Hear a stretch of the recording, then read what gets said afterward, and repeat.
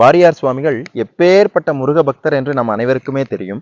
அருணகிரிதான் திரும்ப வந்து பிறந்தாரோ என்று சொல்லும் அளவிற்கு அப்பேற்பட்ட ஒரு முருக பக்தர் வாரியார் சுவாமிகள்.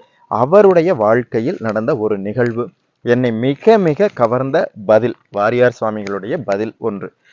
அது என்னவென்றால், ஒரு முறை ஒரு நாத்திகர் கேட்கிறார் வாரியார் சுவாமிகளை பார்த்து, என்ன நெற்றியில் சுண்ணாம்படித்திருக்கிறீர்களே என்று. நாம இருந்தால் கோபப்பட்டு விடுவோம், அல்லது பதில் தெரியாமல் அந்த இடத்தை விட்டு சென்று விடுவோம். ஆனால் சுவாமிகள் மிக சாதுரியமாக ஒரு பதிலை சொல்கிறார். குடியிருக்கக்கூடிய வீட்டிற்குத்தான் சுண்ணாம்படித்து சுத்தம் செய்வார்கள், பாழடைந்த குடியில்லாத வீட்டிற்கு யாரும் சுண்ணாம்படிக்க மாட்டார்கள். என் மனதில் முருகப்பெருமான் குடியிருக்கிறான், அதனால் என் நெற்றியில் திருநீறு என்னும் சுண்ணாம்பை அடித்திருக்கிறேன், உங்கள் நெற்றி வெறுமையாக இருக்கிறது என்று சொல்லுகிறார். எப்படிப்பட்ட ஒரு பதில் பாருங்கள். அந்த இடத்தில் தன்னுடைய இறைநிலையை விடாமல் அந்த நாத்திகருக்கு ஒரு பதிலை கொடுத்திருக்கிறார்.